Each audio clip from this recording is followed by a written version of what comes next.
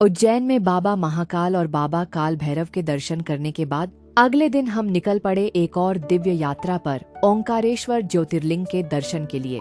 सुबह सुबह हम तैयार होकर टैक्सी में बैठ गए। ओंकारेश्वर उज्जैन से लगभग 150 किलोमीटर दूर है और अगर आप यहाँ आने का प्लान बना रहे हो तो मेरी सलाह यही रहेगी कि बस की जगह प्राइवेट टैक्सी या शेयरिंग टैक्सी से आना ज्यादा बेहतर रहेगा, क्योंकि इस गर्मी में बस से इतना लंबा सफर करते करते दर्शन से पहले ही हालत खराब हो सकती है।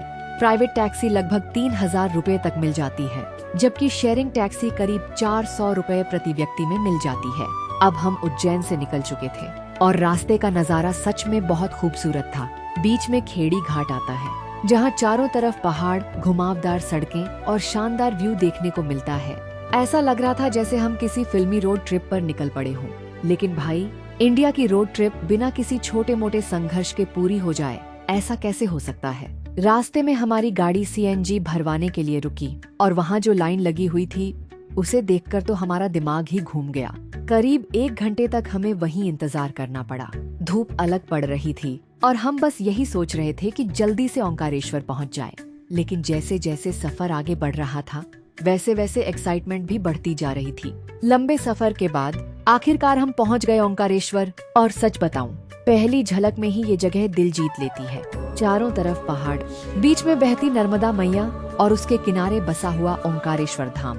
वहां पहुंचते ही सबसे पहले हम नर्मदा मैया के घाट पर गए। घाट का माहौल इतना शांत और सुकून भरा था कि बस वहीं बैठ जाने का मन कर रहा था। नर्मदा नदी का साफ पानी, ठंडी हवा और दूर से सुनाई देती मंदिर की घंटियां, सच में उस पल की शांति शब्दों में बताना मुश्किल है।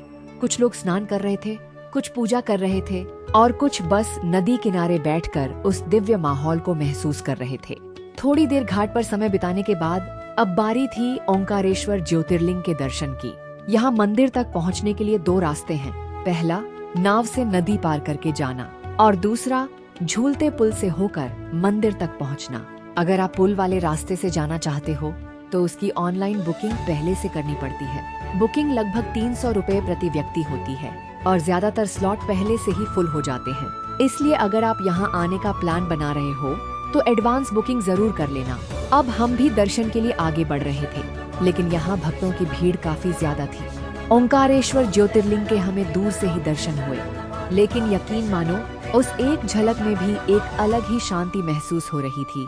इतनी दूर से दर्शन होने के बाद भी मन पूरा भर गया। लेकिन असली सरप्राइज अभी बाकी था। ओंकारेश्वर घाट के सामने ही ममलेश्वर मंदिर स्थित है और मान्यता है कि ओंकारेश्वर और ममलेश्वर दोनों ज्योतिर्लिंगों के दर्शन करने के बाद ही यात्रा पूर्ण मानी जाती है। तो हम भी ममलेश्वर मंदिर पहुँचे और यहाँ का अनुभव सच में अलग था, क्योंकि यहाँ हमें शिवलिंग के बहुत करीब से दर्शन करने का मौका मिला। इतना करीब से बाबा के दर्शन, वो भी इतने शांत माहौल में। उस पल जो महसूस हुआ उसे कैमरा कभी पूरी तरह कैद ही नहीं कर सकता। हम बस शिवलिंग के सामने खड़े होकर बाबा को देखते ही जा रहे थे। सारी थकान, पूरा सफर, सब कुछ जैसे उसी पल सफल हो गया। धीरे धीरे शाम होने लगी थी। नर्मदा घाट पर शाम का नजारा और भी ज्यादा खूबसूरत लग रहा था। सूरज ढल रहा था, नदी चमक रही थी और मंदिरों की घंटियों की आवाज पूरे वातावरण को और दिव्य बना रही थी।